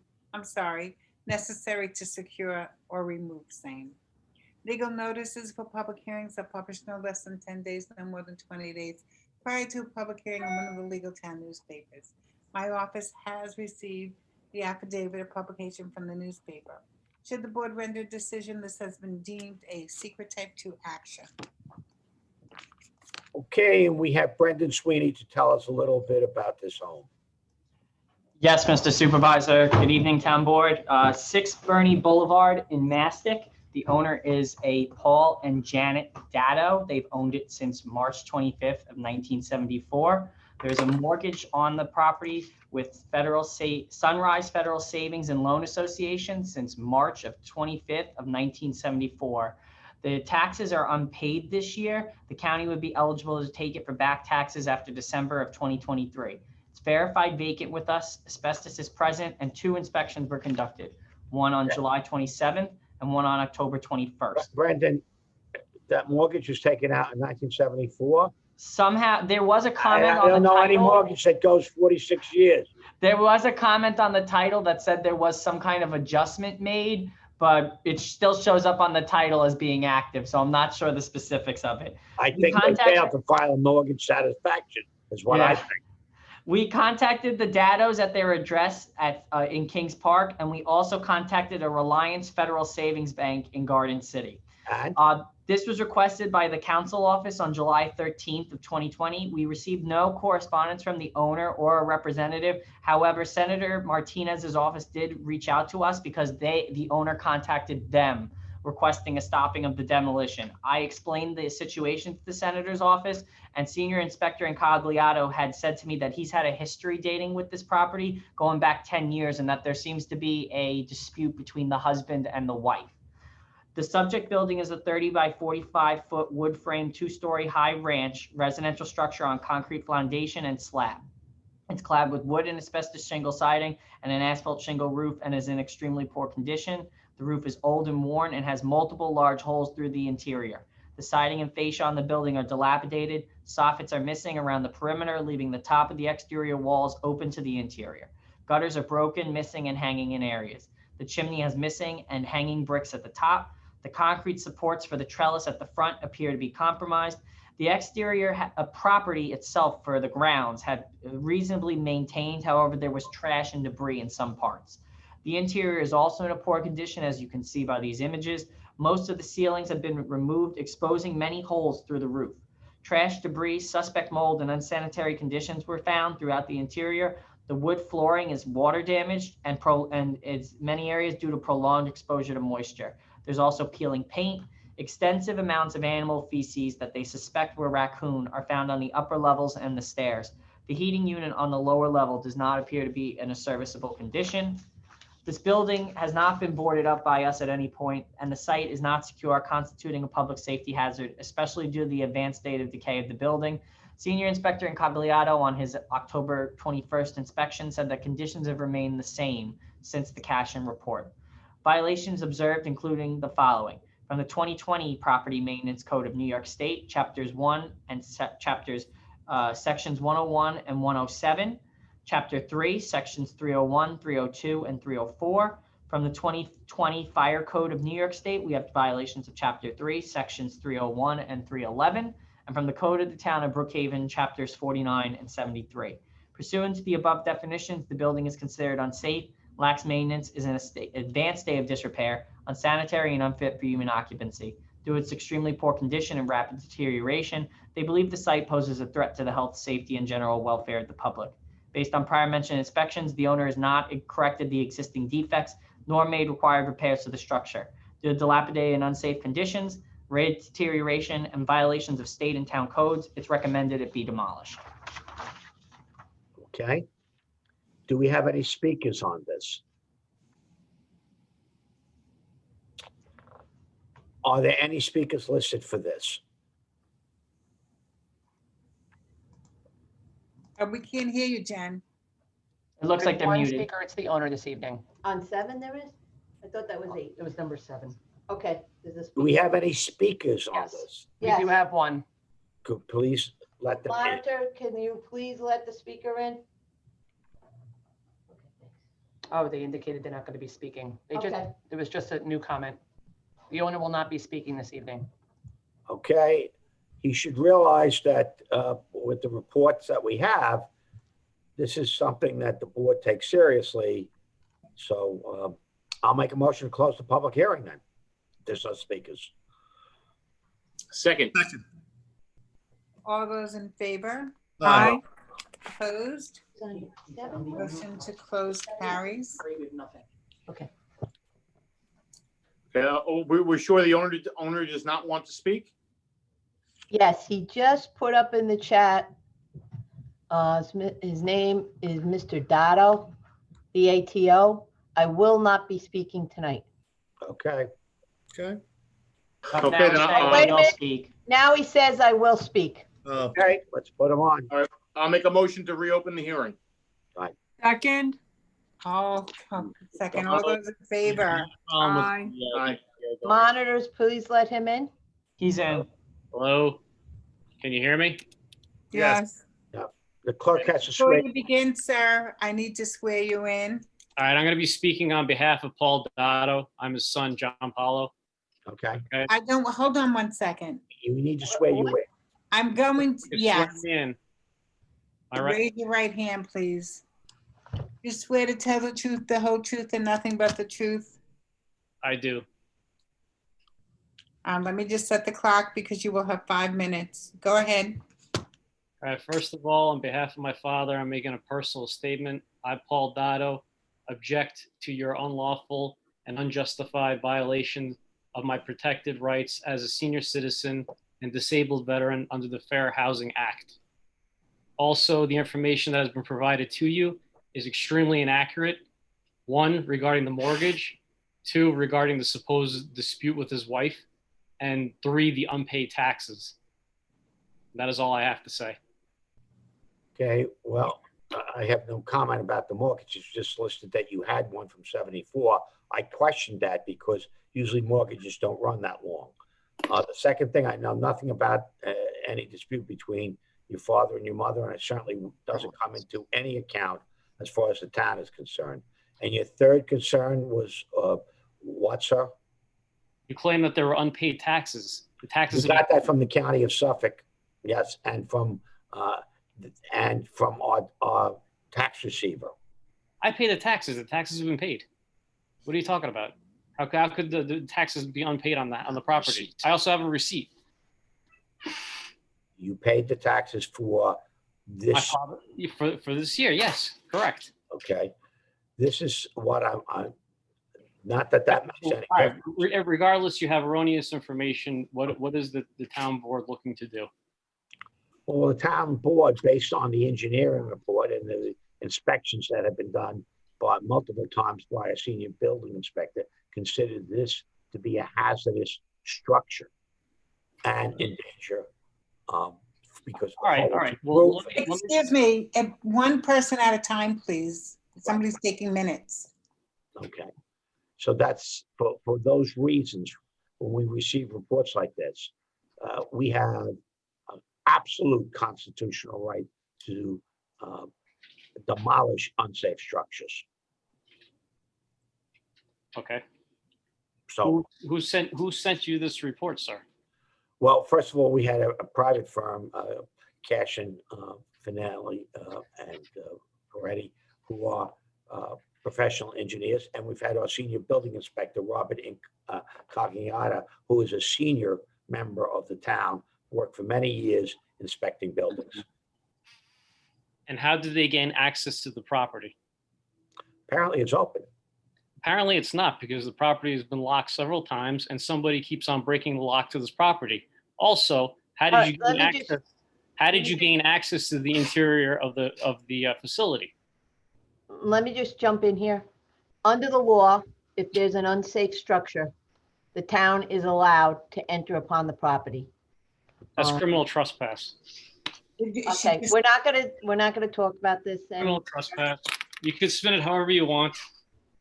You just admitted to the fact that you broke into my property. Now, what she said was that. You cut the lock. And you also kicked in the door. First of all, Yeah, the town attorney doesn't make inspections, number one.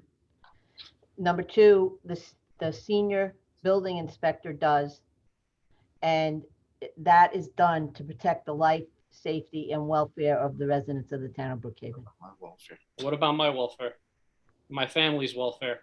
And the fact that this is malicious, arbitrary, I don't even know where to begin with all this. The fact of the matter is that I filed police reports the 2 times that people broke into that property, and I also filed the police report regarding kicking in the door. So I don't know what kind of tactics and what kind of law or firm you're employing to do these things.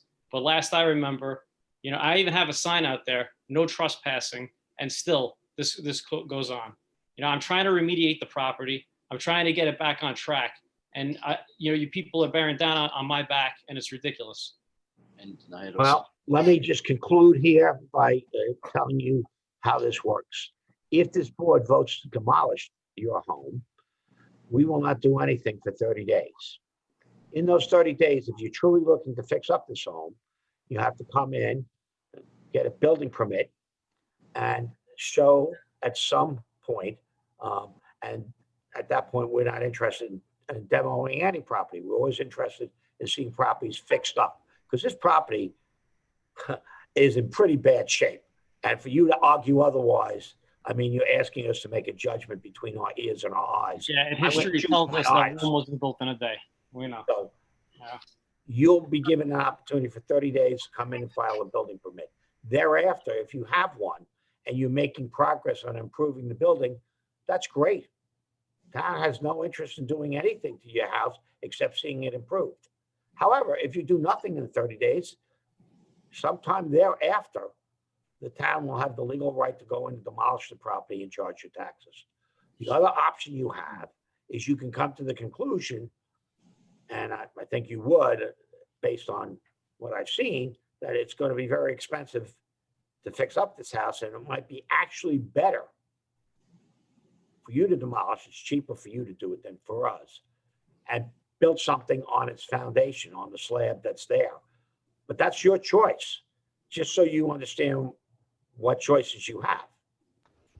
But, and I would just like to say that the law department, Brendan Sweeney, the building department will work with you, tell you what you need to do if you truly want to rebuild, or if you want to yourself demolish and then build something back here. The town clerk just checked and it looks like the taxes are paid, as Mr. Dotto said. So I'd like to just correct that. The county was delayed with processing things. They were issuing receipts to people that would, and then would process it after the fact. It does show in our tax receiver that it's not paid, but the county, like I said, they don't tell us if somebody pays to them later on. And the mortgage was satisfied several years ago, Yeah. several years ago. So Did you Yeah, that's file what the mortgage supervisor- satisfaction with the county clerk? I have to file that with the county clerk. Yep, because until you do that, it's an open mortgage on her records. All right. All right. Is there any way to get more than 30 days extension to deal with the town? Yeah, there is. There's a guy here on the screen called Brendan Sweeney. I don't know if you can see him. Give away, Brendan. Yeah. Stay in touch with him. Let him know your progress on this house. Again, I just want to say the town is not interested in demoing houses, but we don't want to see houses in this condition. So if you're going to fix it up, we're all for you. And if you need a little time, not a lot of time, that's fine. Getting a building permit doesn't take much time at all. You walk in and get the building permit, okay? And that's the first sign of good faith. And after that, you really have to demonstrate that you are now beginning to seriously fix some of the problems. And I would say, try to get a roof on it so it stops leaking, because the more water that goes in the house, the more damage is going to get done. While I'm working on the property, will the gate be cut again? You know, will the premise be entered again? No, not by the town. Nope. Yeah.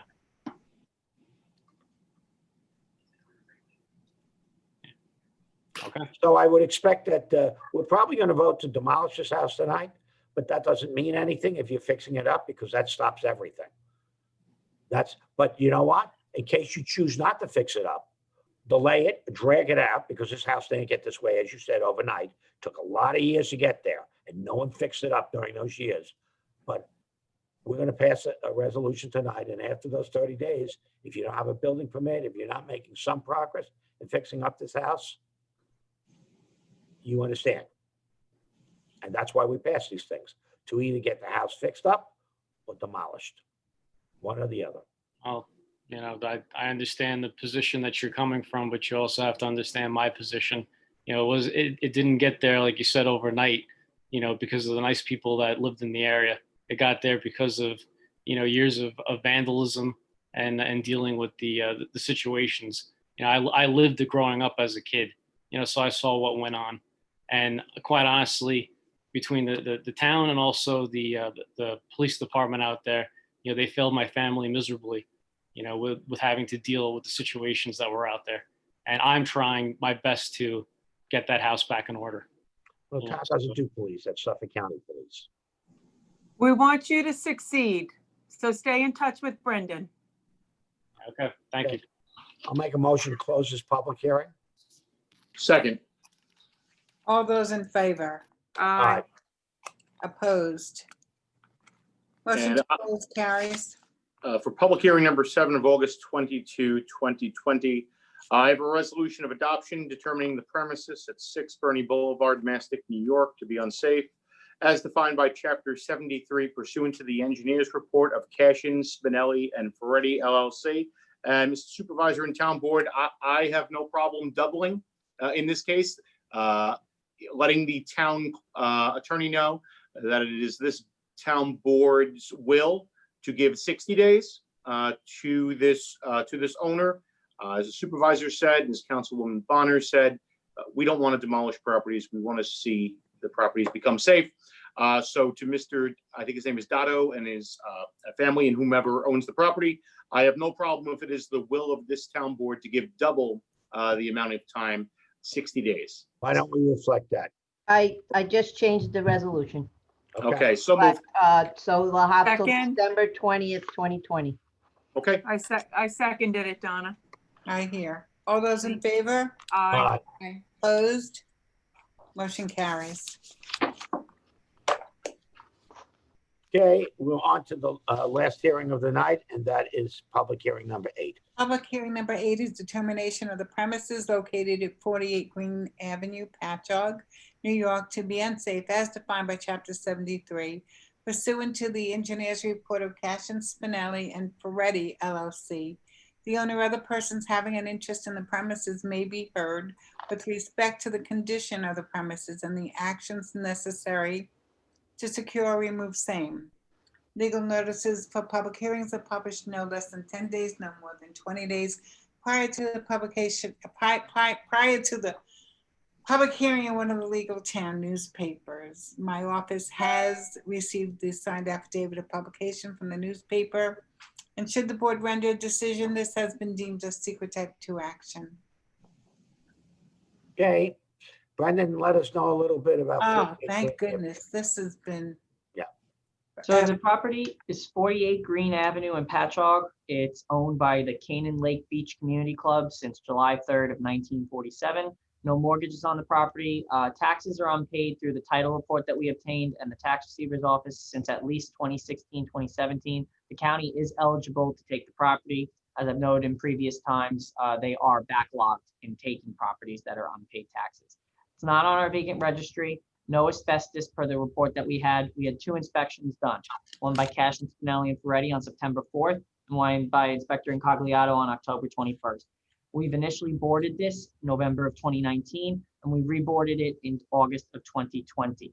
For this property, there are 4 permits that were obtained for this property, all fire prevention permits for a place of assembly. They've been renewed 4 times in the system, with the most recent appeared to be in 2015, but it never looked like that permit and process was completed. We contacted 3 locations, the address itself. We contacted the club at a Mindy Maddock in North Patchogue, and then another one on a different, Paula Rodriguez in a different street of Patchogue. There has been no correspondence with the owner or any representative of the organization since opening the demolition process. Is this in Canaan Lake? Yeah. Yes. Is this I the don't old think about- clubhouse? I've been in that clubhouse a couple times. Unfortunately, I've had long tenure in my life. Earlier, I was in the clubhouse. This is that Yeah. clubhouse. I guess the property owners or whoever for Canaan Lake must have disbanded and no one took it over. Yeah, they have not been in contact. And like I said, we sent it to 2 people who seem to be associated with the club that we could find on file, and we mailed it to their addresses, but we didn't, at least up until now, have not received any correspondence. Subject building. What does the deed say, Brendan? The deed is in the Canaan Lake Beach Community Club, Inc. since July 3rd of 1947. That was what we had in the title report. The most recent contacts were a Mindy Maddock and a Paula Rodriguez. I don't know if they were the president or vice president of the club or. It's a corporation. Was it dissolved by proclamation? It was? I'm asking. I didn't see anything of that sort. I'm not You sure of wouldn't that know part. unless you check with the state on that. Yeah. The subject building is 38 by 80, single-story commercial structure consisting of a concrete block structure with wood frame roof on a concrete slab foundation. The exterior is clad with vinyl siding and an asphalt shingle roof and is in poor condition. The roof is damaged in the southwest corner where the siding is broken away and the fascia and roof rafter are exposed. The exposed roof rafter shows signs of termite damage.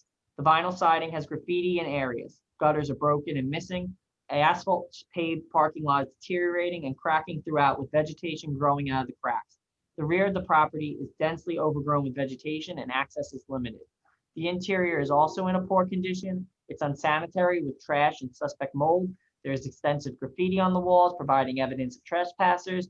There's water-stained ceiling tiles in some locations, and at the southwest corner, the ceiling is open and a hole to the exterior is evident. The heating on the ground floor and the HVAC system in the attic appeared to be in serviceable condition though.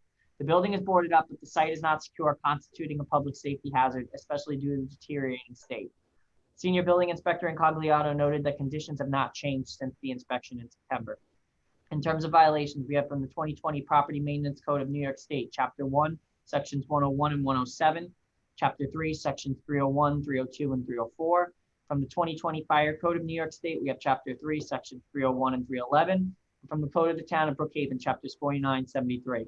Pursuant to the above definitions, the building is considered unsafe, lacks maintenance, is in a state of disrepair, unsanitary, and unfit for being occupancy. Due to its poor condition and rapid deterioration, the engineers believe this site poses a threat to the health, safety, and general welfare of the public. Based on prior mentioned inspections, the owner has not corrected existing defects nor made required repairs to the structure. It's the engineer's recommendation that it's unsafe, and if it cannot be reasonably repaired to meet New York State and town building codes in a timely manner, it should be demolished. Thank you, Brendan. Now tell me, taxes, what's the tax status? The taxes are unpaid, at least in the county's eyes, through a title report and our tax receivers since 2016, 2017. If you look at the portal for the tax receiver's office in our system, it appears to go back further. So for a couple of years, they might have paid the taxes late to the county. This is what I want you to do tomorrow, Brendan. Right. Mr. Supervisor, I just can add to this that, and Councilman Foley knows this, the Canaan Lake Association tried to donate this to the town, and then we were gonna take this down. But what happened was, when we did the title search on it, every owner of every landowner on the filed map, which is quite extensive, as the board knows, would have had to sign the deed. I got it. So it was But impossible to convey title. It's the quicker thing. The county Right. can take this and I back think down. this is kind of a friendly thing, is what I'm trying to say. Okay, what I'm gonna do tonight is make a motion to adjourn this to the November 19th meeting.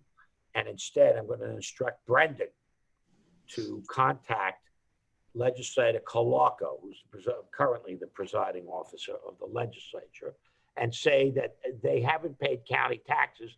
You're going to inherit this. The town had it before it to demolish it, and we're going to wait till November 19th to give you an opportunity. I want you to prepare a letter for me, copy all the board members, and send it to Legislator Colaco, because I'd like to know, and the county executive, I'd like to know if the county has any interest in what they're about to inherit vis-a-vis non-payment of taxes. Okay? Absolutely, Supervisor. I'm making a note of it now. So I'll make a recommendation to the board as a courtesy. And I think Neil knows what I'm doing. Hello, Rob. So you're going to make a motion to close, sir? I'm making a motion To adjourn or close? adjourn this till November 19th. We won't have to open it again, but what I am doing in the interim is preparing a letter to the county executive and the county legislator, who is the presiding officer I for this area. understand. Mhm. He's very familiar with Canaan Lake. It's on the tip of his tongue every day, something he thinks about. And this will give him an opportunity to say, look, you're going to inherit this building for lack of taxes, payment of taxes. It's before us for demolition. What do you want us to do? Because, by the way, if we demolish it, Annette, question, if we demolish this, Yes. we usually try to recoup based on taxes. No, yes, it would be placed on there and the county would pay that. Okay, so as a courtesy, I'd like to let Legislator Colaco have an opportunity to have a say in this. Would anyone disagree with me? Neil? No, you're muted, Neil. You're muted, Neil. Neil, how do you feel about it? You're still muted. Supervisor, I was just going to suggest maybe if we vote tonight, obviously during our proceedings, we still have 30 days. Absolutely. Okay. You're the council person. I'll defer to you. Now I'll make a motion to close this public hearing. Second. Okay. All those in favor? Aye. Aye. Opposed?